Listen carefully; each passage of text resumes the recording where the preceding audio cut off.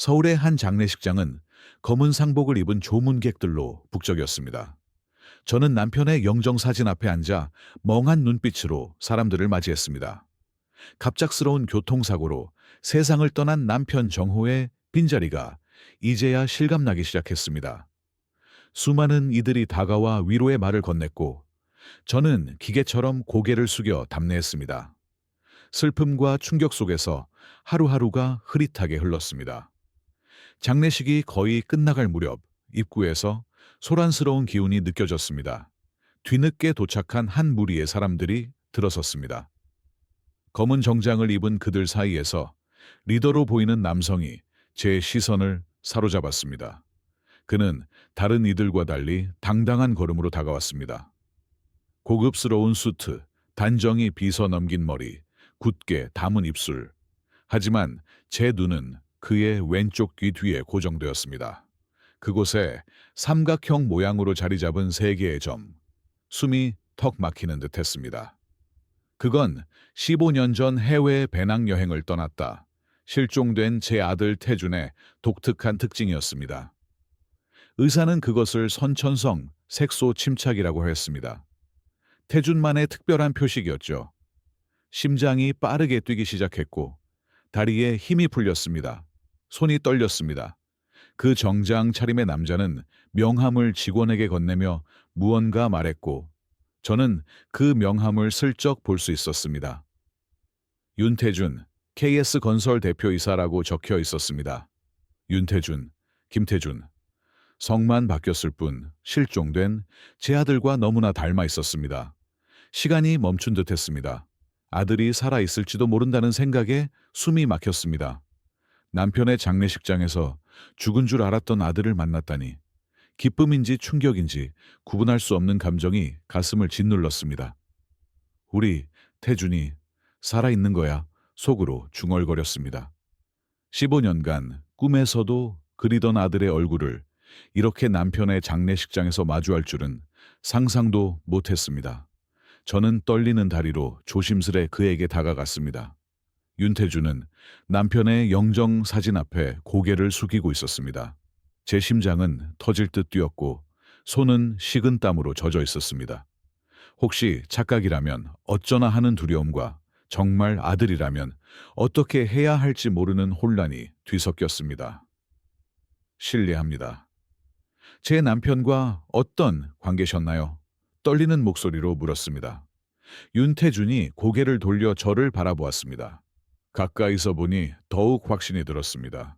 그는 분명 제 아들이었습니다. 하지만 그의 눈에는 반가움이나 알아보는 기색이 전혀 없었습니다. 사업상 알게 된 파트너였습니다.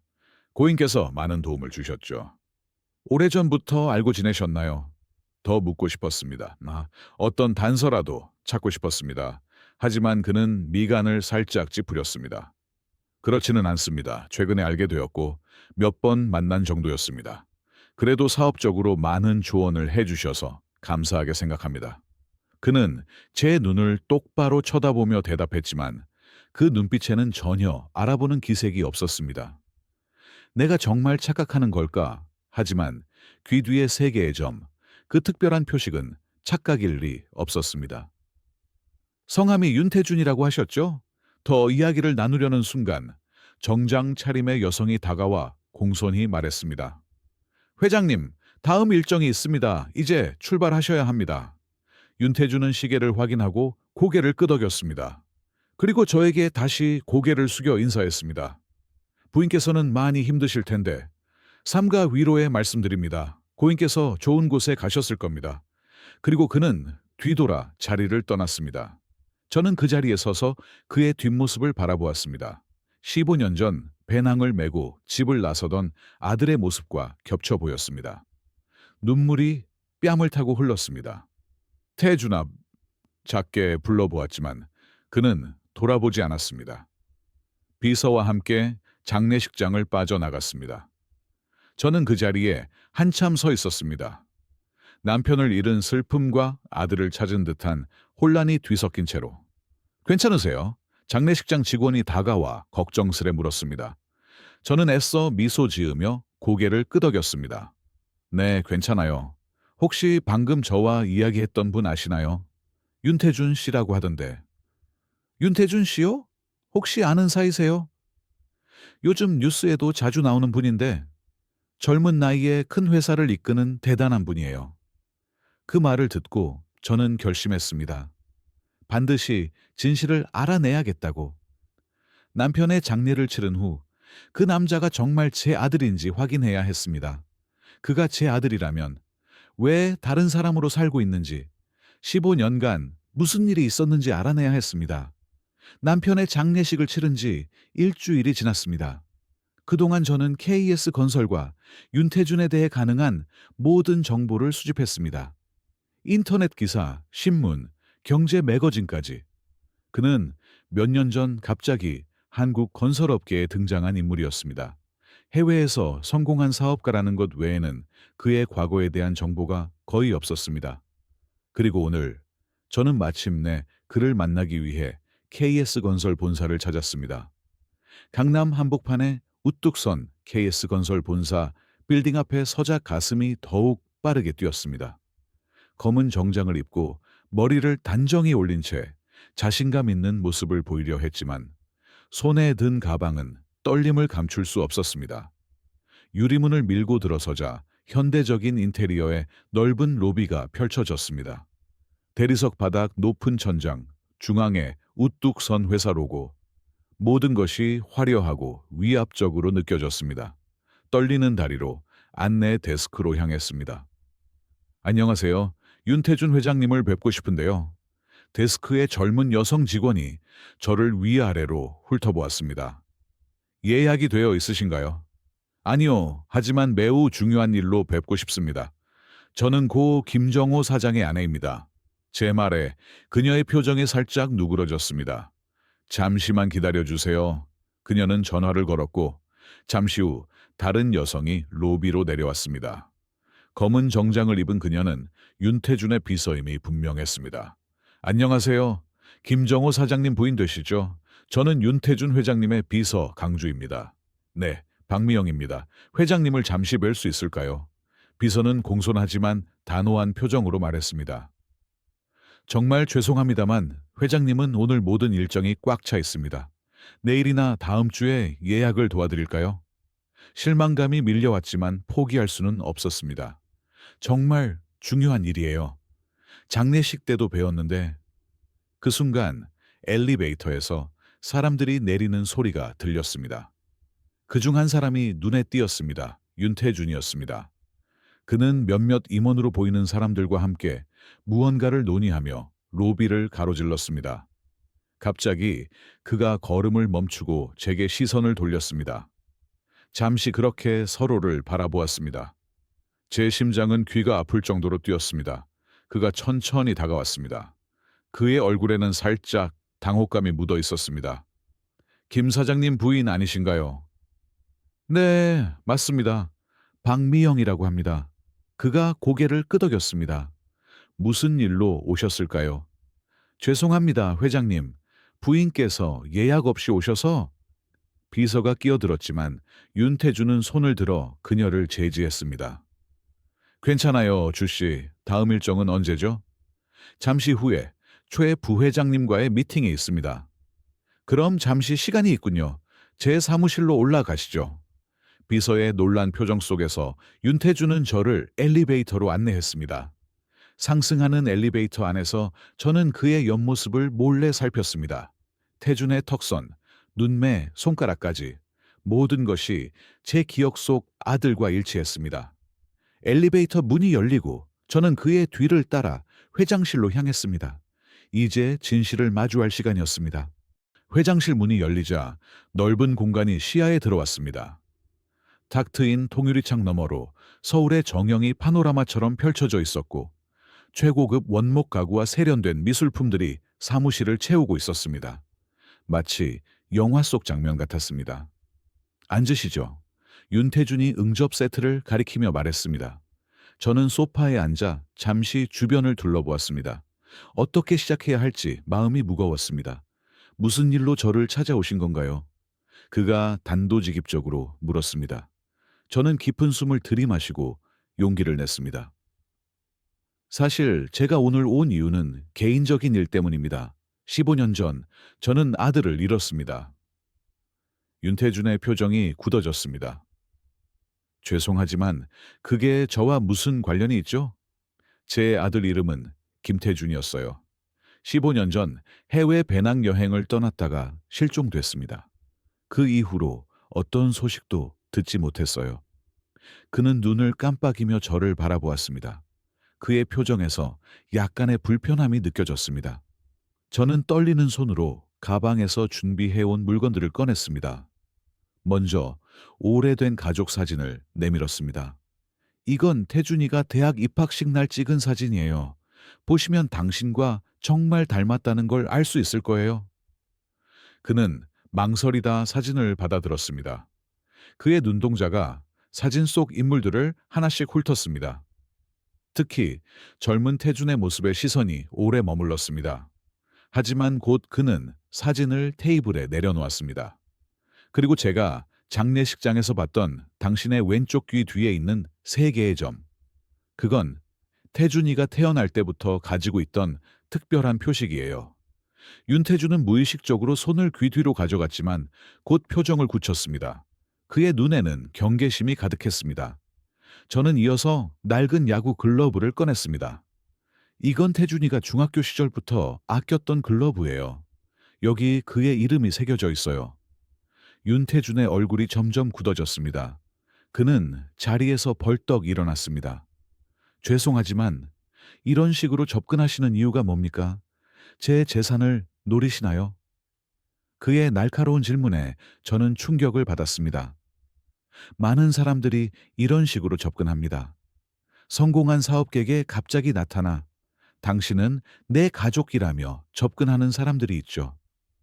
특히 제가 한국에 돌아온 이후로 더 심해졌습니다. 아니에요. 저는 그런 사람이 아니에요. 제 목소리가 떨렸습니다. 저는 단지 제 아들을 찾고 있을 뿐이에요. 그리고 이 사진 속 아들과 당신은 너무 닮았어요. 그는 비웃듯 웃었습니다. 닮았다고요? 그게 증거입니까? 저는 윤태준입니다. 해외에서 성공한 사업가죠. 당신이 말하는 김태준이 아닙니다. 그럼 DNA 검사라도 하는 건 어떨까요? 제가 왜 당신의 의도에 넘어가야 하죠? 당신의 자식이 아닌데 왜 DNA 검사를 해야 하는지 이해가 안 됩니다.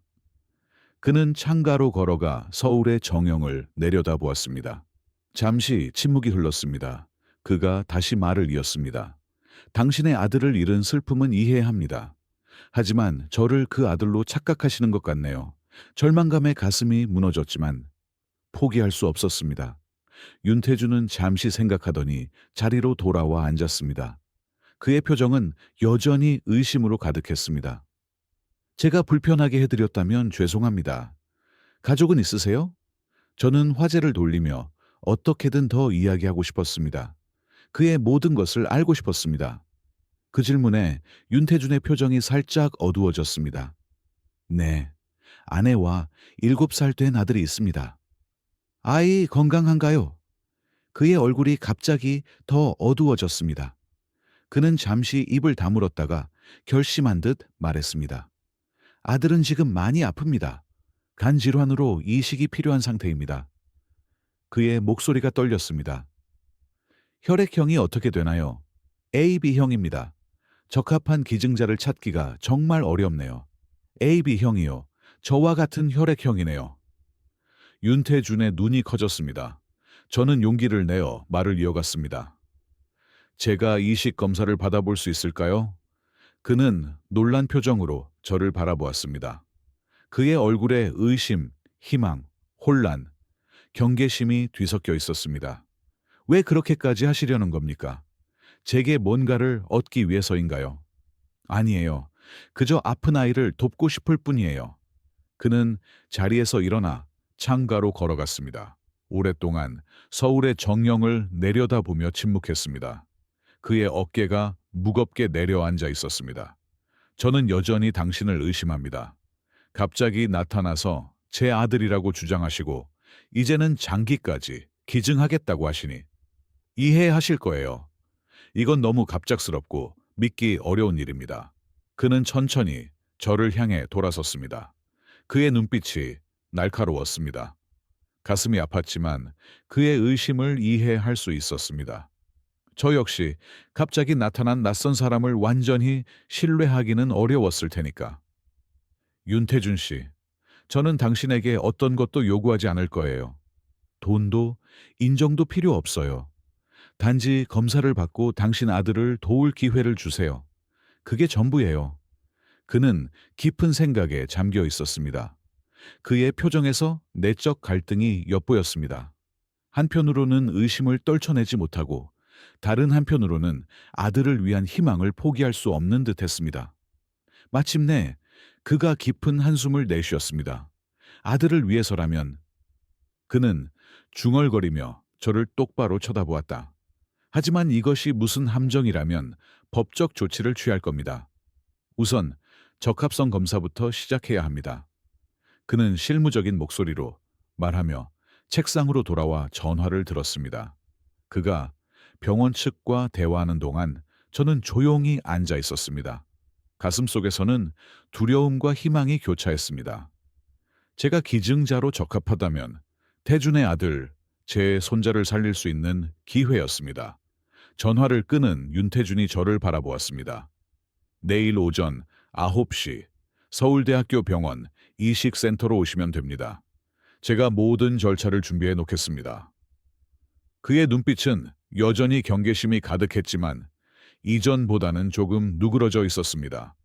우리의 대화는 그렇게 끝났습니다. 그는 저를 사무실 문까지 배웅했고 우리는 다음 날 병원에서 만나기로 약속했습니다. 엘리베이터를 타고 내려오면서 저는 마음속으로 기도했습니다. 제가 그 아이를 도울 수 있기를, 그리고 이 기회를 통해 제 아들과 다시 연결될 수 있기를. 다음 날 아침 서울대학교 병원 앞에 도착했습니다. 병원 로비에 들어서자 윤태준이 이미 저를 기다리고 있었습니다. 안녕하세요, 박미영 씨. 그가 공식적인 말투로 인사했습니다. 우리는 함께 엘리베이터를 타고 이식센터 층으로 올라갔습니다. 엘리베이터 안에서는 불편한 침묵이 흘렀습니다. 그의 표정은 여전히 경계심으로 가득했지만 그 속에 걱정과 불안도 엿보였습니다. 아픈 아들을 둔 아버지의 심정이 느껴졌습니다. 이식센터에 도착하자 담당 의사에게 안내되었습니다. 김민우 교수라는 남성이 우리를 맞이했습니다. 안녕하세요, 윤 회장님, 그리고 박미영 님이시죠? 저는 이식과 전문의 김민우 교수입니다. 의사의 사무실에 들어가 자리에 앉았습니다. 김 교수는 간 이식 기증에 관한 기본 정보와 절차를 설명했습니다. 오늘은 기본적인 검사들을 진행할 예정입니다. 혈액 검사, 간 기능 검사, 심장 상태 확인을 위한 심전도와 심초음파 등이 있습니다. 검사 결과가 나오면 조직 적합성을 판단할 수 있을 겁니다. 얼마나 걸릴까요? 윤태준이 물었습니다. 일부 결과는 오늘 중에 나오고 더 상세한 결과는 하루에서 이틀 정도 소요됩니다. 검사는 예상보다 길고 복잡했습니다. 혈액 채취, 심장 검사, 간 초음파를 받았습니다. 저는 모든 과정에 기꺼이 임했습니다. 오후가 되어 일부 결과가 나왔습니다. 김 교수는 우리를 다시 상담실로 불렀습니다. 그의 표정이 놀랍게도 밝았습니다. 놀라운 결과가 나왔습니다. 박미영님의 초기 검사 결과, 기증자로서의 적합성이 매우 높게 나타났습니다. 혈액형은 물론이고 HLA 항원 일치도가 매우 높습니다. 그게 무슨 뜻인가요? ALA는 인체의 면역 시스템과 관련된 유전자입니다. 보통 부모와 자녀 사이에서도 절반 정도만 일치하는데 윤태준님의 아들 우진이와 놀라울 정도로 일치합니다. 이는 이식 성공률을 크게 높일 수 있는 요소입니다. 윤태준의 눈이 커졌습니다. 그는 저를 바라보았고 그의 눈에는 의심과 함께 새로운 감정이 서려 있었습니다. 이렇게 높은 일치도는 흔치 않은 일인가요? 그가 조심스레 물었습니다. 네, 특히 혈연 관계가 없는 사람들 사이에서는 매우 드문 일입니다. 하지만 김 교수의 표정이 갑자기 심각해졌습니다. 그러나 한 가지 우려되는 점이 있습니다. 박미영님의 심장 검사 결과에서 약간의 이상이 발견됐습니다. 심전도 검사에서 불규칙한 심박이 나타났고 심초음파에서도 경미한 심장 비대 소견이 있습니다. 그게 무슨 의미인가요? 김 교수는 깊은 숨을 들이마셨습니다. 미영님의 나이와 심장 상태를 고려하면 간 일부를 기증하는 수술은 생명을 위협할 수 있습니다. 간 이식 수술은 건강한 사람에게도 큰 부담을 주는 수술입니다. 현재 심장 상태로는 수술 중이나 수술 후 합병증 위험이 상당히 높습니다. 그 말을 듣자 윤태준의 표정이 급격히 변했습니다. 그는 자리에서 벌떡 일어났습니다. 그럼 안 됩니다. 잠시만요. 얼마나 위험한지 더 자세히 알려주세요. 김 교수는 눈을 깜빡이며 대답했습니다. 정확한 확률을 말씀드리기는 어렵지만 일반적인 기증자보다 합병증 발생 가능성이 두세 배 높다고 보시면 됩니다. 최악의 경우 사망에 이를 수도 있습니다. 방 안에 무거운 침묵이 내려앉았습니다. 윤태준이 다시 입을 열었습니다. 이 정도 위험이라면 절대 받아들일 수 없습니다. 다른 기증자를 찾아보겠습니다. 하지만 이보다 적합한 기증자를 찾기가 쉽지 않을 거예요. 김 교수가 말을 이어갔습니다. 특히 이렇게 높은 일치도를 가진 기증자는 그래도 안 됩니다. 윤태준이 단호히 말했습니다. 다른 분의 생명을 위험에 빠뜨리면서까지 도움을 받을 수는 없어요. 김 교수는 우리를 번갈아 바라보다가 자리에서 일어났습니다. 두 분이 충분히 상의하실 수 있도록 잠시 자리를 비우겠습니다. 어떤 결정을 내리든 우진이에게 최선의 선택이 되길 바랍니다.